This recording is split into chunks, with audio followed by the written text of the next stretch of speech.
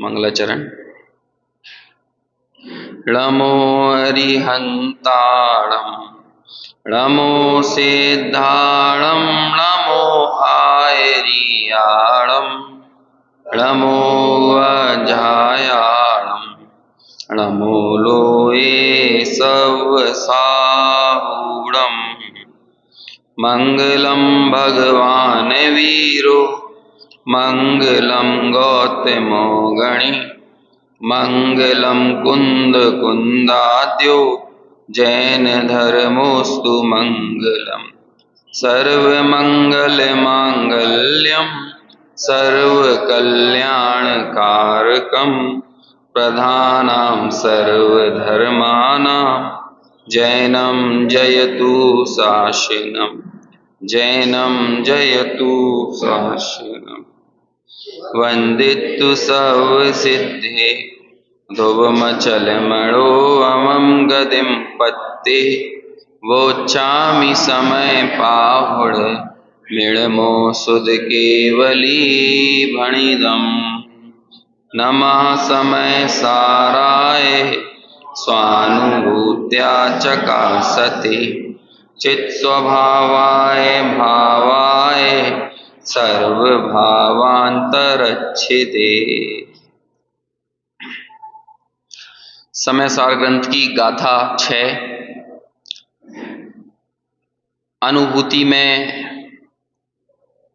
जो शुद्धात्म तत्व आता है, जिस शुद्धात्मा की अनुभूति के बल पर सम्यक दर्शन की उत्पत्ति होती है, ऐसा सम्यक दर्शन का विषय कहो, दृष्टि का विषय कहो, श्रद्धान का श्रद्धेय कहो, अथवा हमारी साधना का साध्य कहो, जो एक ज्ञायक भाव जो कि निर्मल और अनिर्मल पर्यायों से भिन्न है, ऐसे उस ज्ञायक भाव का प्रस्तुतिकरण, उस ज्ञायक भाव के विषय में आचार्य कुंद हमें यहाँ पर दर्शा रहे हैं। और उस ज्ञायक भाव की शुद्धता को बताते हुए आचार्य ने कहा कि वो सर्व पर्यायों के अंतर्गत हमारी असमान जाति पर्यायों की अकेली बात नहीं है। असमान जाति पर्यायों से भिन्न तो जैन दर्शन के अलावा भी जो अन्य दर्शन हैं, वहाँ पर ये बात आपको मिल जाएगी। असमान जाति पर्याय किसे कहते हैं? ये जो पुद्गल के संयोग से ये जो देह हुई है ना उत्पन्न, ये असमान जाति पर्याय है। अब असमान जाति पर्याय से मैं भिन्न हूँ, ये चर्चा तो आपको दुनिया में बहुत सारे धर्मों में मिल जाएगी। मुस्लिम धर्म भी कह देगा रूह अलग है और जिस्म अलग है ना। सनातन परंपरा में भी जाओगे तो कहेंगे कि यदि जलता है तो ये शरीर जलता है, पानी से गीला होता है तो शरीर गीला होता है, लेकिन जो आत्मा है वो तो गीली सूखी ये सब नहीं होती। लेकिन इतने मात्र की शुद्धता को बताना और ऐसा सिर्फ असमान जाति पर्याय से भिन्न शुद्धात्मा दर्शाना, ये अकेले जैन दर्शन की विशेषता नहीं है, बल्कि जैन दर्शन तो पर्यायों से भिन्न जो अनुभूति में आने वाला आत्म तत्व है उसका यहाँ पर दर्शन कराता है। क्योंकि जब तक वो पर्यायों से पार त्रिकाली शुद्ध ज्ञायक भगवान आत्मा हमें नहीं दिखेगा, हमारी अनुभूति में नहीं आएगा, तो अनंत काल क्यों ना बीत जाए, चाहे जितनी भी तरह की क्रियाओं को करना हो, जितने उपाय धर्म के नाम पर करना हो करते रहो, लेकिन इसके बावजूद भी वो सम्यक दर्शन जो कि संसार के अभाव का मूल है, उसकी उत्पत्ति होने वाली नहीं है। इसलिए सम्यक दर्शन का विषय भी इसे कहते हैं। बाबूजी युगल जी कहा करते थे कि इस काल में सम्यक दर्शन का पुनः उद्घाटन करने में यदि कोई कारण बने तो ऐसे गुरुदेव श्री ने ये काम किया। ऐसा नहीं है कि हमारे शास्त्रों में ये बात थी नहीं, लेकिन लोगों की नजर नहीं जाती थी। लोग देखते थे वही पूजा कैसे करना है, उपवास कैसे करना है, व्रत कैसे करना है, लेकिन इन सब चीजों का मूल पहले मैं कौन हूं इस बात का निर्णय नहीं हो तो कौन सी क्रिया कर ली जाए जिसके बल पर हमारी बाकी क्रियाओं को हम धर्म नाम दे सकेंगे। परसों उदाहरण अपन ने दिया था कि पहला घड़ा यदि उल्टा हो तो उसके ऊपर के सारे घड़े उल्टे ही रखे जाएंगे, पहला घड़ा सीधा हो तो उसके ऊपर के सभी घड़े सीधे रखे जाएंगे। तो वो पहला घड़ा क्या है?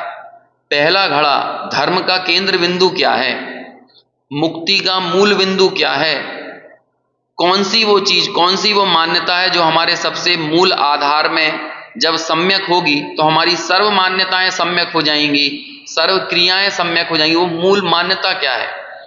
अपन ने बात की थी, वो मान्यता का नाम है मैं कौन हूं। ये सबसे मूलभूत और ज्वलंत प्रश्न है जो 24 घंटों में 1 सेकंड के लिए भी हमारे चित्त से उपेक्षित नहीं होना चाहिए। लेकिन दुर्भाग्य की बात है, हम सारी मंत्रणा करते हैं लेकिन एक बार भी इस बारे में चिंतन नहीं करते कि मैं कौन हूं। बाकी हमारे साथ जो कोई भी हमें शिक्षण प्रशिक्षण देना हो, सीखना सिखाना हो, दूसरी सब बातों पे तो हो जाता है, लेकिन मैं कौन हूं इस मूलभूत प्रश्न पर हम लोग हमेशा इस तरह का रिएक्ट करते हैं जैसे कि हमें तो कुछ आता ही नहीं है। धर्म तो बहुत विद्वानों को समझने की चीज है, लेकिन ये तो कितना जरूरी प्रश्न है कि मैं कौन हूं। ऐसे वर्तमान में हमारे ज्ञान का क्षयोपशम हुआ है कि हम इस प्रश्न की तलाश कर सकते हैं, क्योंकि अनेकों जीव इस संसार में ऐसे हैं, असंगी पंचेंद्रिय पर्यंत तक के जीव, जो तो इस प्रश्न की तलाश ही नहीं कर सकते। उनके तो क्षयोपशम का इतना उघाड़ है नहीं, लेकिन हमारे है। तो आज हमें भी यदि इस क्षयोपशम का उघाड़ हुआ और हमने भी सिर्फ वही काम किया जो काम असंगी पंचेंद्रिय तक के जीव कर रहे हैं, और हमने वो संगी पंचेंद्रिय होकर किया, तो हमारे ज्ञान की क्या विशेषता? क्या काम कर रहे हैं असंगी पंचेंद्रिय? वो भी तो यही कर रहे हैं ना, जिए कैसे, इस पर्याय को टिकाए रखने की ही तो कोशिश कर रहे हैं। और हमने भी हमारे सारे पुरुषार्थ को कहां लगा दिया? सिर्फ और सिर्फ इस पर्याय को कैसे टिकाकर रखना है। आचार्य कहते हैं कि भाई पहले अपने वास्तविक स्वरूप का निर्णय करो, और वो मैं कौन हूं मतलब सम्यक दर्शन का विषय, मेरा स्वरूप कैसा है, उसके बारे में यहां पर उद्घाटन किया। वो सभी प्रकार की विकारी पर्यायों से तो पार है ही, आचार्य कहते हैं कि अविकारी पर्यायों से भी पार है। यद्यपि पर्याय रहित कोई द्रव्य होता नहीं है, लेकिन यदि दृष्टि में पर्याय रहेगी तो आपको द्रव्य की अनुभूति नहीं होगी। द्रव्य की अनुभूति तो उसे ही कहेंगे जिस द्रव्य में सारी पर्यायें गर्भित हो जाएं, जिसमें सारे गुण गर्भित हो जाएं। आगे जब हम गुण भेदों से पार शुद्धात्मा की चर्चा करेंगे, तब तो हमारे पैरों के नीचे से और जमीन खिसकने वाली है। 6वीं गाथा में आचार्य ने पर्यायों का आसमान छीन लिया और 7वीं गाथा में गुण भेदों की जमीन छीन ली। अब हमारे पास बचा क्या? लेकिन ये आसमान भी काल्पनिक था और वो जमीन भी काल्पनिक थी, क्योंकि अनुभूति में जो तत्व आता है, जो ज्ञायक भाव अनुभूति का विषय बनता है, वो तो इन सर्व पर्यायों और गुण भेदों से भिन्न। भिन्न कहने का अभिप्राय ये है कि वो दृष्टि में नहीं आता। वस्तु में हो तो हो, लेकिन दृष्टि बड़ी कमाल की चीज है। हम लोग वहां खड़े होकर, उधर से भी सीढ़ियों पर खड़े होकर ऐसे ऐसे कर देंगे तो हमें अपने आप मालूम कौन को नमस्कार किया। माइक को नमस्कार किया है, टेबल को नमस्कार किया है, मुझे नमस्कार किया, किसको नमस्कार किया? वो सीढ़ियों पर खड़े होके वहां से किसे नमस्कार किया, और हम लोग कोई ऑब्जेक्शन नहीं उठाएंगे। हमें मालूम है जिनवाणी को नमस्कार किया। किसके बल पर बोल रहे हो? क्या यहां पर माइक नहीं है, मोबाइल नहीं है, टेबल नहीं है, कुर्सी नहीं है, मैं नहीं हूं, आप नहीं हूं, क्या नहीं है? लेकिन फिर भी वहां से हमने ऐसे कर दिया तो हमारी सारी मान्यता को स्वीकारोक्ति मिल गई। किसको मान्यता मिली? दृष्टि को। यह है दृष्टि की विशेषता। दृष्टि का विषय मतलब ये नहीं है कि वस्तु में वो चीज नहीं है। अरे वस्तु में हो तो हो, दृष्टि में नहीं है। ऐसे ही पर्याय वस्तु में है, सही बात है, पर्याय से रहित कोई वस्तु होगी नहीं, लेकिन जिसकी मुझे अनुभूति करना है, यदि अनुभूति में मुझे विकार दिखने लगेगा, अनुभूति में मुझे विकारों से रहित अविकारी पर्याय दिखने लगेगी, तो मुझे त्रिकाली शुद्ध पर्याय, त्रिकाली शुद्ध पर्याय इन द सेंस कारण शुद्ध पर्याय, उसकी कभी अनुभूति नहीं आएगी। एक दो शब्द गलती से निकल गए मेरे मुंह से अभी, कारण शुद्ध पर्याय है ना, मैं अभी उस तरफ विषय लेके जाना चाहता नहीं हूं, नहीं तो कई लोगों को लगेगा और पता नहीं कौन कौन सी चीजें और है ना। देखो घबराने वाली बात नहीं है, सब काम दृष्टि का काम है। हम कमाल की बात यह है कि ये काम मालूम कौन कर लेता है? ये काम सड़क पर बैठी हुई गैया कर लेती है, लेकिन ये काम हम नहीं कर पाते हैं। एमएससी, बीएससी, मैथ, पीएचडी करे हुए लोगों को हमें ये बात समझ में नहीं। उनके अनुभव में दृष्टि का विषयभूत वो त्रियंच गति के जीवों को इसकी अनुभूति आसानी से हो जाती है, और हम लोगों को लगता है कि पता नहीं कितना कठिन काम है, कैसे होगा। अरे अपनी त्रिकाली सत्ता की अनुभूति। मैंने कल टीका की जो लाइनें पढ़ी थी उसमें सबसे पहली लाइन जो थी ना, आप अकेले उतने को समझ लो, अनादि अनंत, अनादि अनंत नित्य उद्योत रूप। ये मेरी चर्चा चल रही है। हम लोग आत्मा के साथ इतना सौतेला व्यवहार करते हैं कि जब हम जिनवाणी को भी सुनते हैं तो लगता है कि ये कोई आत्मा को साइड में टेबल पर रख दिया और अब मैं यहां पर आत्मा के गीत गा रहा हूं। मतलब ये आत्मा कहीं बाहर पड़ा हुआ है और मैं यहां गीत गाने वाला कोई अलग हूं। मेरा तो एक ही काम है, आत्मा के गीत गाना। तो आत्मा कौन है? आत्मा वो कहीं टेबल पे पड़ा हुआ कोई वस्तु है क्या? किसी मंदिरों में पड़ी हुई कोई वस्तु है क्या? कौन है वो? ये जो सारे विशेषण बताए किसके बताए? मैं जो स्वयं अपने से ही सिद्ध, जो कभी भी अनादि सत्ता रूप है, जो कभी विनाश को प्राप्त नहीं होता। ये किसकी बात चल रही है? ये अपनी ही तो बात है ना। अब इसमें से आप बोलो एक एक विशेषण के विषय में समझ लो। जो उचित शिक्षण होता है ना वो ऐसा ही होता है। देखो शिक्षण मतलब क्या? पहला काम शिक्षण का ये होता है कि हम लोग यहां पर जो बात कही जा रही है उसके मूल अर्थ को सही ढंग से समझ लें बुद्धि में। क्या चीज है? जैसे णवी होदी अपमत्तो णपमत्तो जान गोदू जो भावो। आपको ये बात मूल जो कही जा रही है वो बात बुद्धि में बैठी, जैसे कही जा रही है, जिस अर्थ को बताने के लिए कही जा रही है, ये मूल बात आपके चित्त में बैठी। यदि ये शब्दों से ये बात सही ढंग से आपकी बुद्धि में बैठ रही है, ये शिक्षण का पहला चरण है। दूसरा चरण क्या है कि ये जो हमारी बुद्धि में बैठी हुई बात है ना, ये हमारे चिंतन में चलने लगे।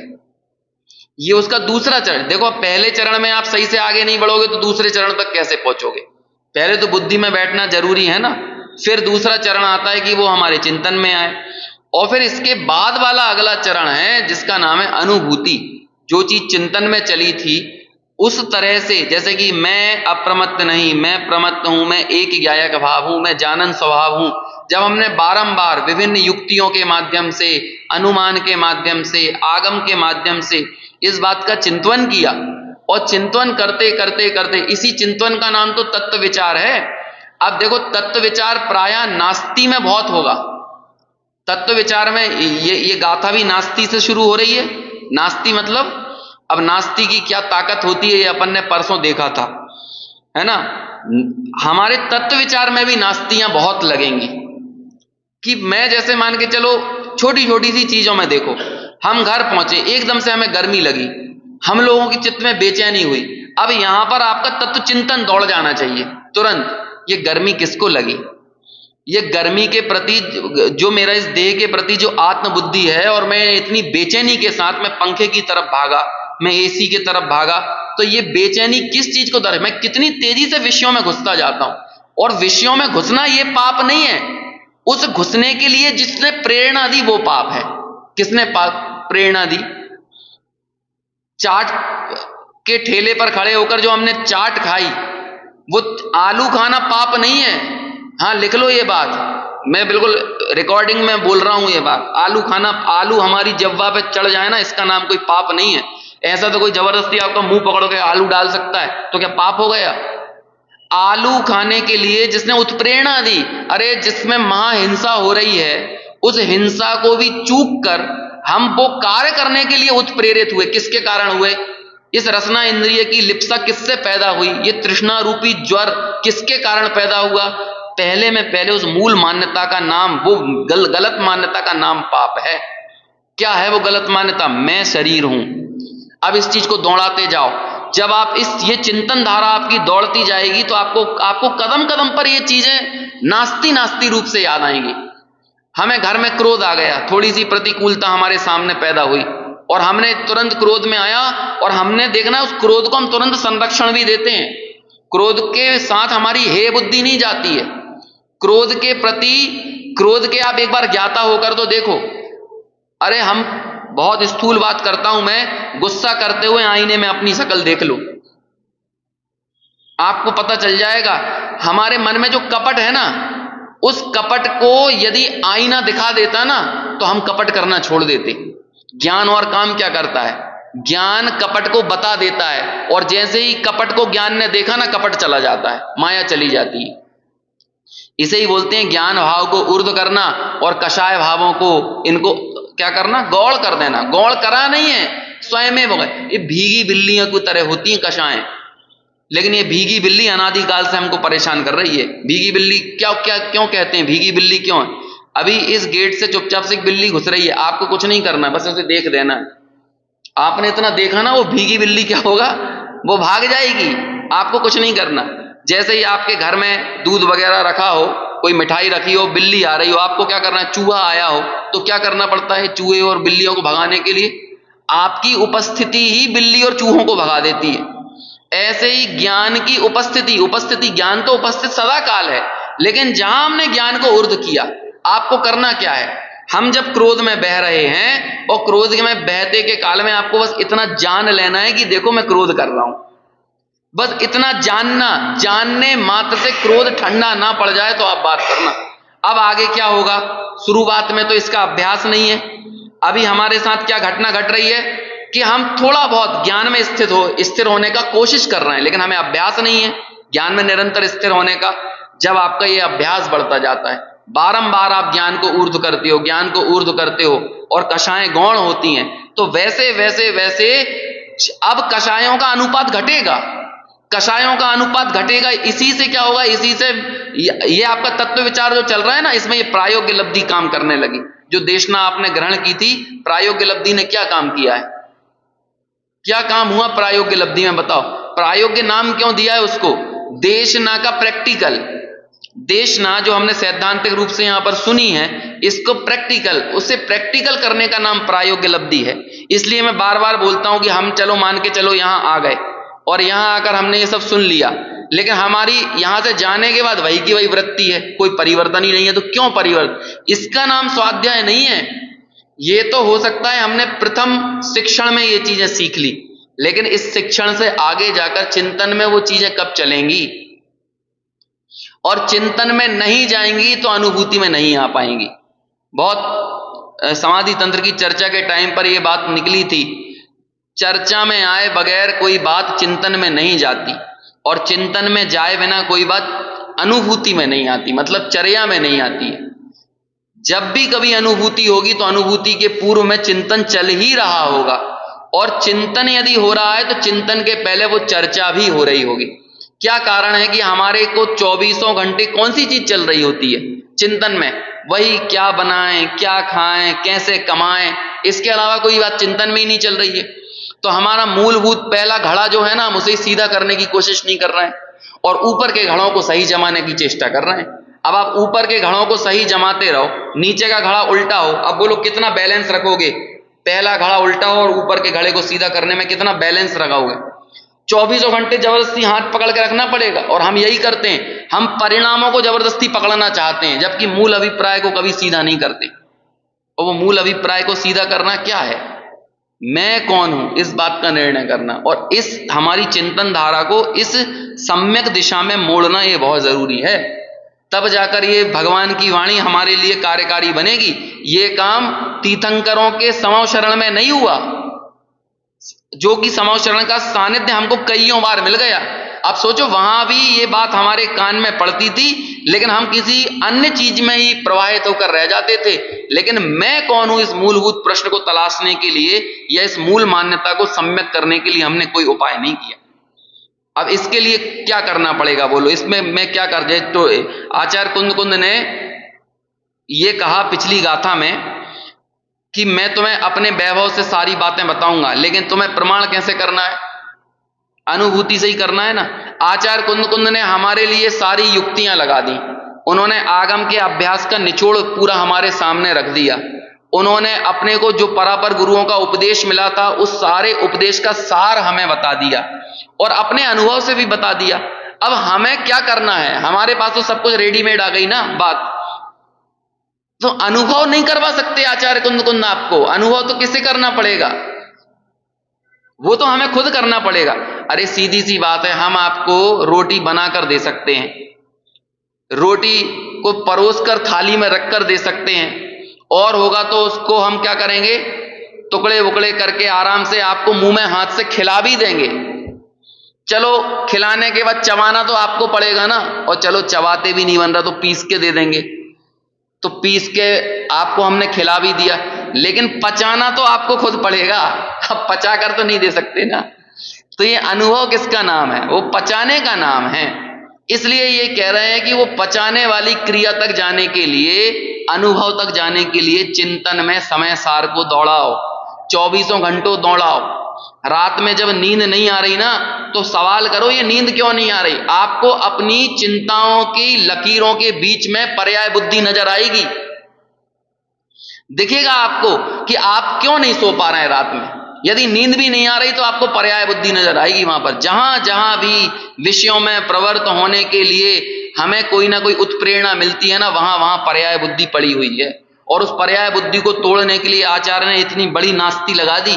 अरे तुम अप्रमत्त नहीं हो, तुम प्रमत्त नहीं हो, आज तक प्रमत्त दशा को प्राप्त नहीं हुए। यहां पर लिखा ना, ये दुरंत कषाय चक्र, जो कषाएं, जो पुद्गल कर्म नीर और क्षीर की तरह आपस में मिले हुए दिखते हैं, जब हम द्रव्य स्वभाव के नजदीक जाकर देखते हैं तो ये तो जुदा ही जुदा है। इन पुद्गलों से ज्ञायक तत्व सदैव न्यारा है, और ऐसे उस ज्ञायक तत्व की अनुभूति करने का नाम वो सम्यक दर्शन है। इसलिए वो कर्म पुद्गलों में कभी लिप्त हुआ नहीं। जब कर्म पुद्गलों से लिप्त हुआ नहीं तो कर्म पुद्गलों से हटने की उसे जरूरत क्या थी? यदि वो कर्म पुद्गलों में मिल गया होता तो वो प्रमत्त होता, और जब उसे कर्म पुद्गलों से हटाने की जरूरत पड़ती तब वो अप्रमत्त होता। लेकिन वास्तव में ना वो प्रमत्त है और ना अप्रमत्त है। ऐसी शुद्धता का नाम है ज्ञायक भाव की शुद्धता। ये यहां तक अपनी पहले पैराग्राफ पर कल चर्चा हुई थी। अब अपन दूसरे पैराग्राफ की तरफ आगे बढ़ते हैं। ये थोड़ा सा और पहला वाले पैराग्राफ से थोड़ा और सूक्ष्म है ना। पहला वाला पैराग्राफ किसको समझ में नहीं आया? शिक्षण की रीति में, अभी चिंतन में तो आपको ही लेके जाना है, लेकिन यहां पर जो शब्द कहे गए थे वो बुद्धि में उतरे हैं या नहीं उतरे हैं? सिंपल सी बात ये कही थी कि हम ये बात स्वीकार करते हैं, आचार्य कहते हैं कि हम ये बात स्वीकार करते हैं कि कर्म पुद्गलों से जीव अनादि काल से मिला हुआ है। अनादि बंध पर्याय की दृष्टि से जब हम जीव को देखते हैं तो वो कैसा है? वो वाकई कर्मों से लिप्त है। और कैसा लिप्त है? बिल्कुल एक ही क्षेत्र में जहां पर चेतन है वहीं पर कर्म पुद्गल है। लेकिन हम बंध पर्याय की दृष्टि से देखने को आपको नहीं कहते, क्योंकि वो तो अनादि काल से यही काम कर रहे हो। यदि शुद्ध आत्म तत्व की प्राप्ति करना है तो उसे उसके शुद्ध द्रव्य स्वभाव से देखो, शुद्ध द्रव्यार्थिक नय की दृष्टि से देखो। समझ में आया ना?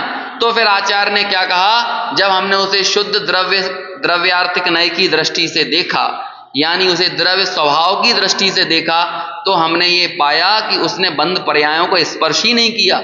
दुरंत कषाय चक्रों का समूह सदा इस चैतन्य से न्यारा ही रहा। आगे गाथाओं में, कलशों में ये बात आएगी कि ये जितने विकारी अविकारी पर्याय हैं सब ऊपर ऊपर तैरती हैं। ज्ञायक भाव तो नीचे कैसा रहता है? एकदम स्थिर है। ये जो पैराग्लाइडिंग वगैरह करते हैं ना लोग बाग, वो पैराग्लाइडिंग नहीं, क्या कहते हैं उसको, स्कूबा डाइविंग है ना। तो वो स्कूबा डाइविंग में बहुत नीचे तक चले जाते हैं। एक बार तो मेरे को ही मौका मिला था, लेकिन उसने ऊपर ऊपर ही स्कूबा डाइविंग करवाई थी, है ना। लेकिन जो कई लोग बहुत नीचे, जब वो नीचे जाते हैं ना स्कूबा डाइविंग करते हुए, तो एकदम शांत समतल समंदर है, बिल्कुल एकदम शांत। ऊपर जो इतनी हिलोरें आ रही हैं ना, वो सब ऊपर ऊपर है। लेकिन नीचे समुद्र में जाकर देखा तो वहां पर देखा एकदम नीरव, एकदम निश्चल। तो कहते हैं ये सारी समंदर की लहरें जब हम ऊपर देखते थे तो लगता था नीचे भी खूब बवंडर उठता होगा, लेकिन नीचे कोई बवंडर नहीं है। ऐसे ही ये विकारी अविकारी पर्यायों का बवंडर कहां उठ रहा है? सब ऊपर ऊपर। इसलिए बोलते हैं इसे एक समयवर्ती परिणमन है, ये क्षणिक है। हमने वहां पर प्रमत्त और अप्रमत्त दशाओं के लिए कुछ पॉइंट बनाए थे। वो सारे पॉइंट यदि किसी पर घटित होते थे तो किन पर घटित होते थे? पर्यायों पर ही तो घटित हो रहे थे ना। अभी यहां पर नहीं लिखा, वो उस दिन जो लिखा था, पहला पॉइंट क्या था? अविनाभाव। दूसरा पॉइंट क्या था? अनित्य। तीसरा पॉइंट क्या था? दूसरा पॉइंट ध्रुव था, अध्रुव। तीसरा अनित्य, चौथा क्षणिक, है ना, और पांचवा था परावलंबी। अब ये छायक भाव में ये चार पांचों घटित करके बताओ। चलो उस दिन तो हमने औदैहिक भाव में घटित किया था। औदैहिक और छायक में अंतर मालूम है? 5 भाव होते हैं, उनमें से पहले 4 भावों का नाम क्या है? औपसमिक, छाय उपसमिक, छायिक और औदैक, है ना। औपसमिक, छायिक, छाय उपसमिक, ऐसा है। औपसमिक, छायिक, छाय उपसमिक और औदैक, ये चार भाव। हमने वो उस दिन जो देखा था ना सिर्फ औदैक पे देखा था। अभी मैं आपको बोलता हूं इसे छायिक भाव पर घटित करो। छायिक भाव तो शुद्ध है ना। अब पहला देखो, छायिक भाव का अविनाभावी संबंध किससे है? यदि कर्म नहीं हो तो बोलो छायिक भाव घट सकता है? जहां जहां कर्म है वहां वहां छायिक भाव है। समझ में आया कि नहीं? उदयों में तो कर्मों की अपेक्षा है ही, छायिक भाव में भी किसकी अपेक्षा है?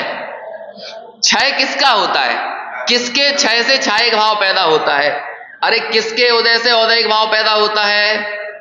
कर्मों के। तो किसके क्षय से छायिक भाव पैदा होता है? तो अविनाभाव संबंध किससे हुआ छायिक भाव का? किससे हुआ? कर्मों से। तो बोलो इस तरफ के कोने में गया छायिक भाव कि उस तरफ के कोने में? और जब मैं छायिक भाव बोल रहा हूं उसका मतलब है मैं अप्रमत्त बोल रहा हूं। हमने राग को क्या बोला था? प्रमत्त। राग का संबंध किससे जोड़ा था? प्रमत्त से। छायिक भाव क्या है? वीतरागी भाव। छायिक भाव का संबंध किससे जोड़ा? अप्रमत्त दशा से। अब हमें ये पांचों के पांचों विशेषण लगाना है। लगाओ कौन सी? अगला पॉइंट, ध्रुव। छायिक भाव ध्रुव है क्या? ध्रुव तो उसे कहेंगे कि जो अनादि से होता और अनंत काल तक वैसा का वैसा रहता, लेकिन छायिक भाव तो अनादि से है ही नहीं। अब वो आया है, अब वो भले बना रहे, लेकिन अनादि से तो नहीं था ना। आज हम और आप में तो छायिक भाव नहीं है ना। ये कल को हो जाए ये बाद की बात है। इसका मतलब हम छायिक भाव का अवलंबन तो नहीं ले सकते ना, हम अप्रमत्त दशा का अवलंबन नहीं ले सकते ना। अरे जब वर्तमान में अप्रमत्त हैं ही नहीं तो अप्रमत्त का अवलंबन ले कैसे सकते हैं? नहीं ले सकते। तो ध्रुव से भी हमारा कनेक्शन नहीं जुड़ता। अनित्य से जुड़ता है क्या? वो अनित्य, अनित्य नित्य से जुड़ता है क्या? नहीं जुड़ता है। छायिक भाव भी अनित्य है। यदि नित्य होता तो अनादि से होना चाहिए था, लेकिन नहीं है। अगला पॉइंट क्षणिक। क्षणिक पॉइंट, क्षणिक था ना अगला। तो छायिक भाव भी क्षण क्षणवर्ती, निरंतर नवीन नवीन परिणमन है, नित्य उद्योत रूप नहीं है। जैसा ये नित्य उद्योतपना त्रिकाली द्रव्य भाव का बताया, ऐसे छायिक भाव के साथ नहीं है। और छायिक भाव भी परावलंबी है। क्यों? क्योंकि सिद्धों के छायिक भाव है, लेकिन सिद्धों का छायिक भाव का अवलंबन नहीं है। अवलंबन होना किसका होता है? सिद्धों को अवलंबन किसका है? अपने ज्ञायक भाव का है। समझ में आया ना? अरे छायिक भाव भी यदि कर्म, क्योंकि कर्मों की सत्ता हमने पहले खड़ी की ना, तो कर्मों के अभाव के कारण ही छायिक भाव का जन्म हुआ। यदि जगत में कर्म ही नहीं होते तो छायिक भाव की कोई जरूरत नहीं पड़ती। इसलिए इन पांच भावों में से चार भावों के लिए मालूम क्या संज्ञा दी है? इन्हें कहा है क्या, एक नाम नियम सार की गाथा क्रमांक, गाथा 38 की टीका में परम पारिणामिक भाव की महिमा गाने के लिए कहा। परम पारिणामिक भाव कैसा है? सभी भावांतरों से अगोचर है। सभी भावांतरों से अगोचर। भावांतर मतलब क्या हुआ? पारिणामिक भाव के अलावा जो भाव हैं उन्हें कहा है भावांतर। और उन सभी भावांतरों से अगोचर मतलब औपसमिक भाव के अवलंबन से कभी भी सम्यक दर्शन की उत्पत्ति नहीं होगी, स्वानुभव नहीं होगा। छायिक से नहीं होगा, छायोपसमिक के अवलंबन से नहीं होगा, और छायिक के अवलंबन से भी नहीं होगा। परम पारिणामिक भाव तो उस आत्मा के लिए परम पारिणामिक भाव रूप से ही देखने से होगा, उसकी अनुभूति बस वैसे ही होगी। इसे ही यहां पर वो परम पारिणामिक भाव ही वास्तव में नित्य उद्योत रूप है। इसलिए वो परम पारिणामिक भाव स्वरूप ये मेरा स्वरूप है ना। और फिर वहां पर इस तरह से कारण शुद्ध पर्याय को घटित किया है। अभी वो रिपीट करने का कोई मतलब नहीं है। हालांकि हम सब लोगों ने वो चर्चा करी थी नियम सार की, जब पिपलानी में चर्चा चली थी ना, है ना। उस समय 38वें नंबर की गाथा पर बहुत मेरे हिसाब से 1.5-2 महीने चर्चा चली थी, अकेली 38वीं गाथा पे, है ना। इसलिए वहां पर हम ये सब चर्चा कर चुके हैं। कुछ कुछ वैसा ही विषय यहां पर आया है, लेकिन यहां पर थोड़ा सा अलग दृष्टिकोण से, और क्या दृष्टिकोण तो क्या कहें, पर्यायों की मुख्यता से। आप पर्यायों से पार बताओ अथवा उदय उपसम क्षय उपसम से पार कहो, बात वही है। दोनों ही स्थिति में उसे प्रमत्त और अप्रमत्त नहीं है, यही दर्शाया जाता है। अब चलो यहां तक तो बात ठीक थी। क्यों? क्योंकि यहां तक हमारे पास एटलीस्ट पुद्गल तो था। अब अगली वाली गाथा में तो हम पुद्गल को हटाकर गेय ज्ञायक संबंध के साथ पर गेय को जानने से उस गेय कृत अशुद्धता मुझ में नहीं आती, अब ये वाली बात कहेंगे। कल मैं ये बार बार बोल रहा था स्वपर प्रकाशकत्व, है ना? तो भाई साहब कल पूछ रहे थे कि ये स्वपर मतलब क्या होता है, वो अंग्रेजी वाला सुपर SUPER, है ना? स्वा और पर, स्वा पर प्रकाशकत्व कैसा है, इस बात को यहां पर दर्शाया गया है। और वास्तव में वो गलत नहीं है। जो स्वपर प्रकाशकत्व है ना, वही सुपर प्रकाशकत्व है ना? हमारा स्वपर प्रकाशकत्व पना ही दुनिया का सबसे सुपर स्वभाव है। यही सुपर है, जो स्वपर है वही सुपर है। केवल ज्ञानियों का भी वो स्वपर प्रकाशकत्व जीवित है और हमारे में भी वो स्वपर प्रकाशकत्व है। और यही स्वपर प्रकाशकत्व हमें जगत के अन्य सर्व द्रव्यों से भिन्न सिद्ध करता है। अब जिससे हम भिन्न सिद्ध हुए या जिससे हम सुपर सिद्ध हुए, तो वो सुपर हो गया कि नहीं? सुपीरियरिटी कॉम्प्लेक्स होता है कि नहीं? अन्य सब में मैं ही सबसे श्रेष्ठ हूं, जब ये अनुभूति आती है उसे बोलते हैं सुपीरियरिटी कॉम्प्लेक्स। लेकिन हमें लोक में ये सुपीरियरिटी कॉम्प्लेक्स जो होता है, ये पर द्रव्य के या पर वस्तुओं के अवलंबन से होता है। मेरे पास बड़ा मकान है तो मैं अपने आप को दूसरों से सुपर मानने लगता हूं। मेरे पास बड़ी गाड़ी है तो मैं अपने आप को दूसरों से सुपर मानने लगता हूं। लेकिन मैं असली में सुपर क्यों हूं? क्योंकि मेरे में स्वापर प्रकाशकत्व है। ये स्वापर प्रकाशकत्व जगत की अन्य सर्व पर द्रव्यों में, पर वस्तुओं में नहीं है। दूसरे जीव में ये स्वपर प्रकाशकत्व है, लेकिन वो मेरे कुछ काम का नहीं है। मेरे काम के लिए तो कौन है? मेरा ही स्वपर प्रकाशक स्वभाव मेरे काम का है। देखो अब यही ऐसा आगे कहते हैं, पेज नंबर 16। और जैसे दाह यानी जलने योग्य पदार्थ, जलने योग्य पदार्थ को क्या बोलते हैं? दाह है ना? दाह के आकार होने से अग्नि को दहन कहते हैं। जैसा जलने योग्य पदार्थ होगा, अग्नि भी कैसे आकार की हो जाएगी? जैसे कि हम इस कुर्सी को जला दें तो अग्नि भी कैसी हो जाएगी? कुर्सी वाला आकार धारण कर लेगी। कागज को जलाएंगे तो कागज का आकार, कंडे को जलाओ तो कंडे का आकार, है ना? जिसे भी जलाओगे, जो जलने वाली वस्तु है, उस जलने वाली वस्तु का आकार कौन धारण कर लेगा? अग्नि धारण कर लेगी। तो दाह के आकार का होने से अग्नि को क्या कहा जाता है? दहन कहा जाता है। तथापि, है ना? अब देखो मूल बात तो अब यहां बोलते हैं, तथापि दहन ने यद्यपि दाह का आकार ग्रहण कर लिया, लेकिन जो दाहकृत अशुद्धता है, दाहकृत मतलब जो जलने वाला पदार्थ है उसकी जो अशुद्धता है, अशुद्ध जो दाहकृत, उसके मतलब दहन के, उसके दाहकृत अशुद्धता नहीं होती। पहले से इतना सा पॉइंट समझ लो आप। दाह के आकार होने पर भी दहन को दाहकृत अशुद्धता नहीं होती। क्या वाक्य बोल रहे हैं? अग्नि जो है जब जलती है तो किसके आकार की हो जाती है? जिसको जल रही है। लेकिन वो जिसके कारण जलती है, कभी वो उसकी अशुद्धता अग्नि में प्रवेश करती है क्या? उदाहरण के लिए पुराने जमाने में कंडे पर बाटियां बनती थी। कंडा कैसा होता था? कंडा तो गाय का गोबर है ना, गाय की समझ लो पोटी है। लेकिन अब वो गाय की पोटी पर बनी हुई बाटी खाने पर लोगों को कभी ये लगता था कि उन्होंने कोई गंदी चीज खा ली हो? क्यों? कि अग्नि ने उस कंडे का आकार तो धारण किया, लेकिन कंडे का आकार धारण करने पर वो कंडे की अशुद्धता कभी भी अग्नि में नहीं आई। हमारे लिए अग्नि तो कैसी रही? हमेशा शुद्ध ही रही। अरे हम लोग, अब चलो कंडा वंडा तो आजकल नहीं हो रहा है, लेकिन आज के समय में आपको इस बात से फर्क पड़ता है कि आपने आज जो रोटी बनाई वो HP पे बनी है कि इंडियन पे बनी है कि भारत पे बनी है? अभी आपको एक रिपोर्ट आ जाए सामने कि HP की जो गैस होती है उसके अंदर तो गंदे कीटाणु होते हैं। वैसे तो सभी के अंदर होते हैं, है ना? कायदे से देखा जाए ना तो जैसी अशुद्धता उसमें होती थी ना, कंडे वगैरह में उससे थोड़ी ज्यादा ही होती होगी, एलपीजी वगैरह में उससे कम नहीं होती है। लेकिन फिर भी बोलो हमारे लिए वो कभी भी इस बात का विषय होता है कि हमने देखो कौन जो अग्नि खाई वो एचपी के गैस पे बनी हुई अग्नि खाई है, इंडेन पे बनी हुई गई, अरे किसी पे बनी हुई खाओ, उससे क्या फर्क पड़ता है। ये बताना चाह रहे हैं कि वो अग्नि जो है ना, वो कभी भी वो जलने वाली वस्तु की अशुद्धता को अपने अंदर ग्रहण नहीं करती है, भले वो उसके आकार रूप होती है।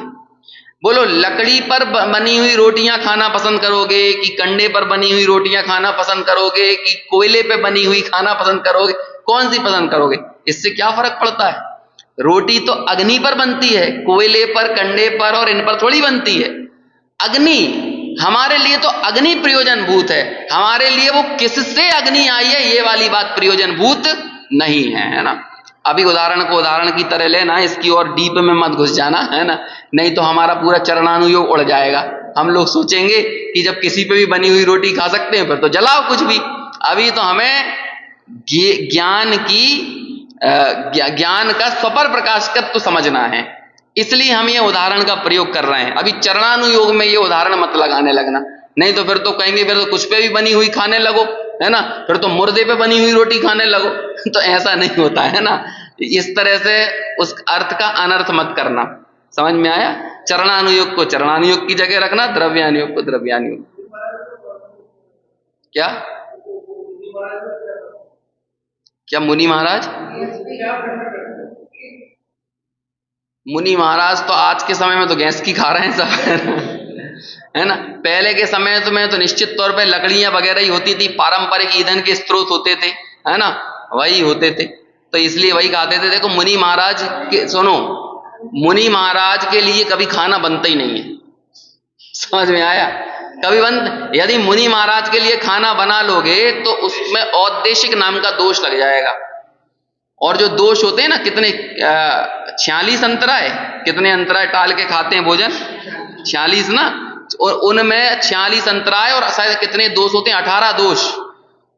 उनमें सब कितने दोष? हाँ, उनमें सबसे पहले दोष का नाम है औद्देशिक। यदि मुनि महाराज के लिए आपने 1 गिलास पानी भी भर लिया ना तो वो औद्देशिक भोजन हो गया। इसलिए मुनि महाराज कोई सी रोटी नहीं खाते वो इन सब का विवेक तो वो ही धारण करता है। अतिथि संविभाग व्रत वाला जो श्रावक होता है ना, सारा विवेक वो पालन करता है, मुनि महाराज को कुछ नहीं करना है। मुनि महाराज तो इस तरह से आंकड़ी लेके भोजन के लिए निकलते हैं। अब जो श्रावक होगा, जो समझदार होगा, वो ही उन्हें पड़गाएगा, चाहे जो तो पड़गाएगा नहीं। बेचारे आदिनाथ भगवान तीर्थंकर जैसे पुण्य के उदय वाले 6 महीने तक उन्हें पड़गाने वाले नहीं मिले थे। तो ऐसे ही मुनि महाराज तो अपने पुण्य प्रमाण भरोसा करके निकल जाते हैं। उन्हें मालूम है कि तुम पहले नवदा भक्ति से पड़गा होगे और तुम बोलोगे, अब तुम मुनि महाराज के सामने बोलोगे, झूठ बोलोगे कि आहार जल शुद्ध है ना, कि हमारी भूमि शुद्ध है, हमारा क्षेत्र शुद्ध है, तो आप झूठ तो नहीं बोलोगे ना। आप तो जब निकले हो भोजन के लिए तो वो आपकी उन बातों पर भरोसा कर रहे हैं। वो किचन में घुसकर देखने नहीं जा रहे कि रोटी काहे की बनी है। ये सारे विवेक का इस्तेमाल तो कौन ने कर लिया है? श्रावक ने कर लिया है। मुनि महाराज को ये सब नहीं करना है। फिर भी वो घर में आकर ऊपरी माहौल से, वातावरण से इस बात का अंदाजा लगा लेते हैं कि यहाँ की परिस्थितियां कैसी हैं, मेरे लिए भोजन बना है कि नहीं। अरे आप जरूरत से ज्यादा साफ सफाई मिल गई, लीपा पोती मिल गई, तो समझ लिया कि इन्हें मालूम था कि हम आए, हमारे लिए बनाना है। एक नॉर्मल सादा एक सामान्य जो घर होता है, बिल्कुल ओकेजनली, तभी तो वो अतिथि कहलाएंगे। यदि पहले से ही आना जाना का गारंटी हो, पता हो, तो फिर वो अतिथि कैसे? अतिथि तो कहते हैं। अचानक मुनिराज निकल पड़े हैं और एक श्रावक का एक कर्तव्य होता था कि वो तो उसका काम है कि भाई 10:30 से 11:30 के बीच में आज के समय में हम टाइम कैलकुलेट करके बता रहे हैं कि इस बीच में मुनि महाराज आएंगे, और उस ड्यूरेशन में वो भोजन नहीं करता। और वो एक जो काल निकल जाता है, जो मध्याह्न, सूर्य का मध्याह्न वाला काल आता है, वो ये जान जाता है कि हाँ अब कोई मुनि महाराज नहीं आएंगे आहार के लिए।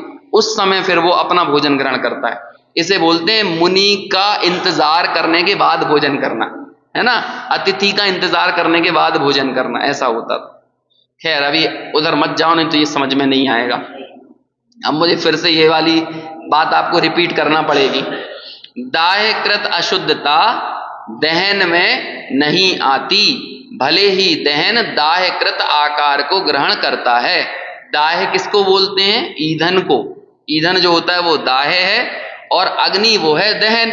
लेकिन दहन मतलब अग्नि में ईंधन की अशुद्धता नहीं आती। उसी प्रकार, अब देखो आगे, उसी प्रकार ज्ञेयाकार होने से, अब ये ज्ञान भी क्या होता है? ज्ञेयाकार होता है। जैसे कि इस माइक को जाना तो ज्ञान मेरा कैसा हो गया? माइकाकार, है ना। ये माइक यदि ज्ञेय है तो ज्ञान कैसा हो गया? माइकाकार। कुर्सी को जाना तो हो गया कुर्सी के आकार, अग्नि को जाना तो अग्नि के आकार, क्रोध को जाना तो क्रोधाकार, मान को जाना तो मानाकार। जाना ना, क्योंकि ये ज्ञान का काम है। इसकी अनुभूति में इसके सामने जो भी वस्तु आएगी, ज्ञान उसको दिखाएगा दिखाएगा और दिखाएगा। ये उसका जाननपना कभी जाने वाला नहीं है। लेकिन ज्ञायक की शुद्धता कैसे है? माइक को जानने से माइक इसके अंदर नहीं घुस जाता, क्रोध को जानने से क्रोध इसके अंदर नहीं घुस जाता। इसलिए किसी भी ज्ञेय की अशुद्धता ज्ञायक के अंदर प्रवेश नहीं करती। बोलो, इससे ज्यादा कोई मोर इंश्योर्ड वाहन आपको मिल सकता है? इंश्योर्ड मतलब इंश्योरेंस कर लेते हैं ना हम वाहन का। अरे वाहन के इंश्योरेंस लेने की जरूरत नहीं है। आपको हम ऐसा वाहन दें जिसका कभी एक्सीडेंट ना हो, तो बोलो वाहन कौन सा चाहिए? इंश्योरेंस वाला कि जिसका एक्सीडेंट ना हो वो वाला? हम लोग इंश्योरेंस के पीछे तो भागे जाते हैं। इंश्योरेंस तो वो होता है कि पहले डैमेज होगा फिर डैमेज कंट्रोल होगा, लेकिन जब डैमेज ही नहीं हो तो इससे अच्छा वाहन कौन सा हो सकता है? हमारा ये ज्ञायक भाव ऐसा ही है। ये डैमेज ही नहीं होगा तो डैमेज कंट्रोल क्यों कर रहे हो? अब ये बात मालूम आपको कब समझ में आएगी? बहुत बाद में हम यहां पहुंचेंगे। 298 299 गाथाएं जो है ना, वहां गाथाओं में कहा है कि प्रतिक्रमण, प्रतिश्रमण, क्या कहते, प्रतिसरण, ये सारी चीजें विषकुंभ हैं। प्रतिक्रमण को क्या कह दिया है? विषकुंभ है। और अप्रतिक्रमण अमृत कुंभ है। अब दुनिया में तो सब लोगों को प्रतिक्रमण अमृत कुंभ लगता है और अप्रतिक्रमण क्या लगता है? विषकुंभ, पाप लगता है। अब ये वो आचार्य कहते हैं प्रतिक्रमण तुमने किया क्यों? पहले डैमेज किया, तब जाकर तो डैमेज कंट्रोल करने के लिए प्रतिक्रमण किया ना। तुम्हें अतिक्रमण करने की जरूरत क्या पड़ी जो अतिक्रमण के बाद प्रतिक्रमण करने गए हैं?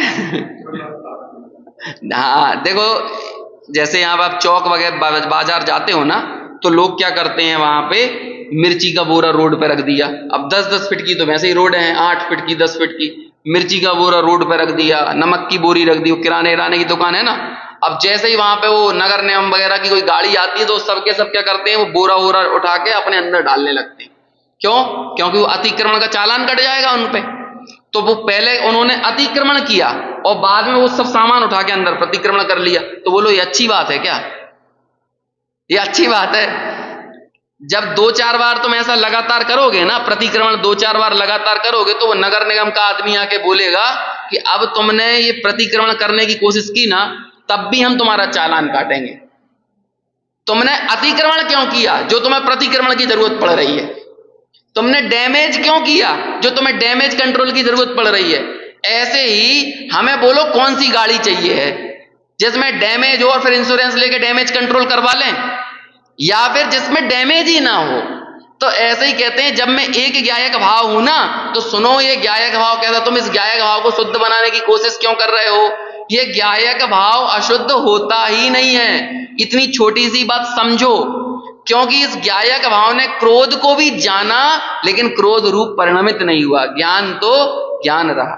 इस क्रोध ने मान को जाना, माया को जाना, लोभ को जाना, लेकिन तब भी ये तो ज्ञान रूप, ज्ञायक रूप ही रहा, ये कभी भी उस रूप नहीं हुआ। हमारे घर में जो आईना लगा होता है, यदि छोटे छोटे बच्चे होते हैं पोटी कर दें, तो आईने में यदि पोटी दिख जाए तो आईना साफ करने जाते हो क्या? बड़े से आईने लगे रहते हैं ना घरों में, तो अब क्या करोगे? अरे यार अब तो अशुद्ध हो गया, आईना अशुद्ध हो गया है, और वो आईना किचन में ही लगा हुआ है, देखो इस किचन में लगे आईने में पोटी दिख गई। अब बोलो क्या हो, आपका किचन अशुद्ध हो गया क्या? अभी क्या करोगे? अरे जिस समय वो आईने में वो कोई भी गंदी चीज दिखी, लेकिन आईना उसके आकार रूप होने पर भी आईना कभी भी उस गेय की अशुद्धता को ग्रहण नहीं करता।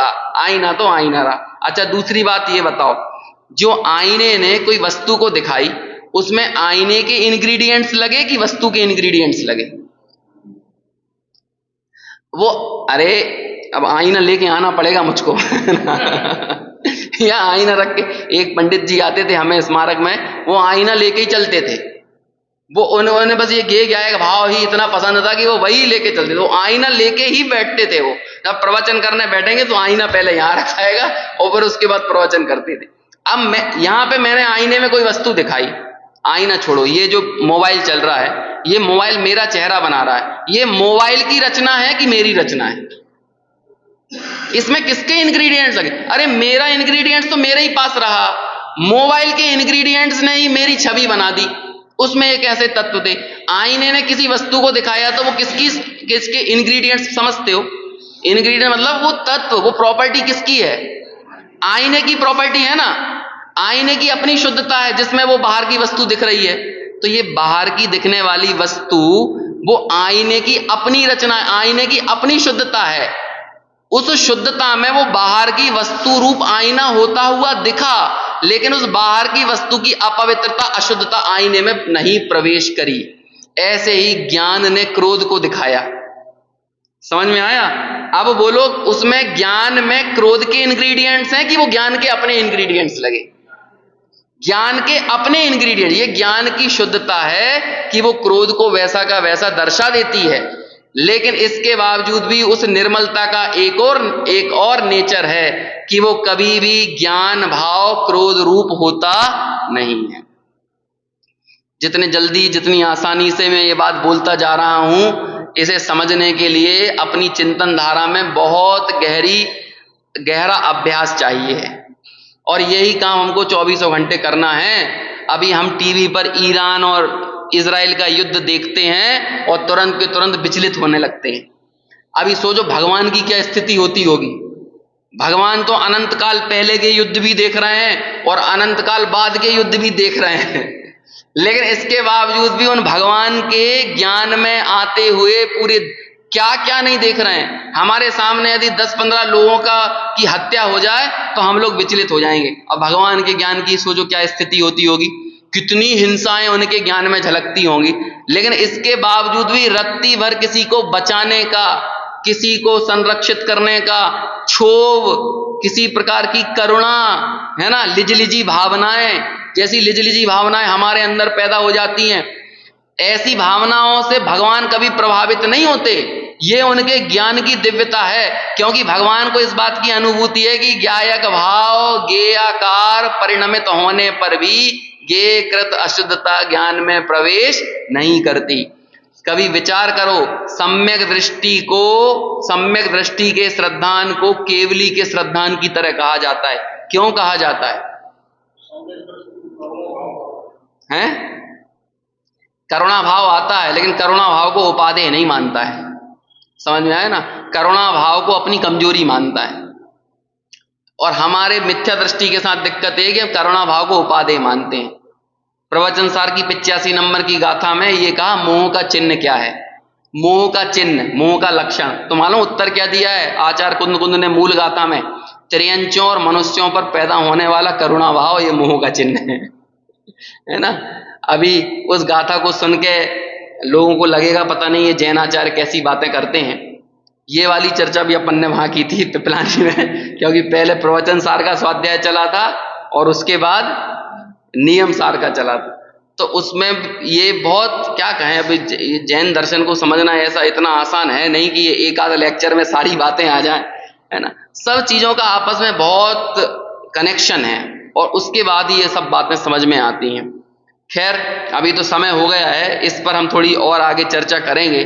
आप लोग यदि अनुशीलन आपके पास ना हो तो वो अनुशीलन को बुलवाओ। ये वाला जो अनुशीलन है ना, इसे बुलवाओ, और एटलीस्ट 15 मिनट लगते हैं एक गाथा के अनुशीलन पढ़ने में, इससे ज्यादा टाइम नहीं लगता है।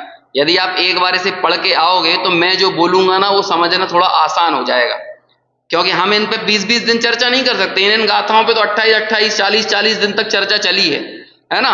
कहने को तो मैंने एक बार ज्ञानोदय में शिविर लगा था, ज्ञानोदय का ऑनलाइन शिविर 2021 में, तो 12 गाथाएं 8 दिन में पढ़ाई थी। इन 12 गाथाओं को 8 दिन में भी पढ़ाया था, है ना।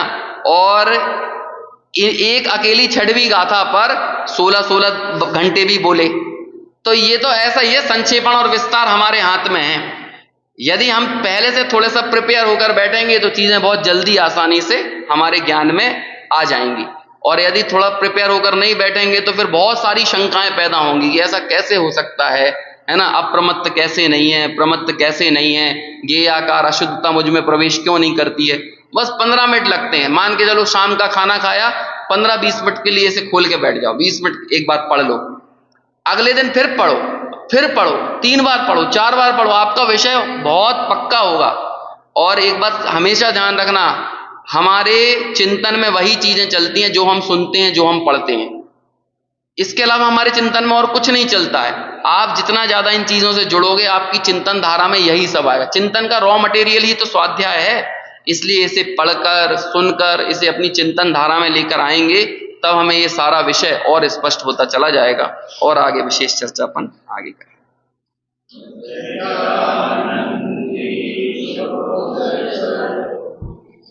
अविनाशी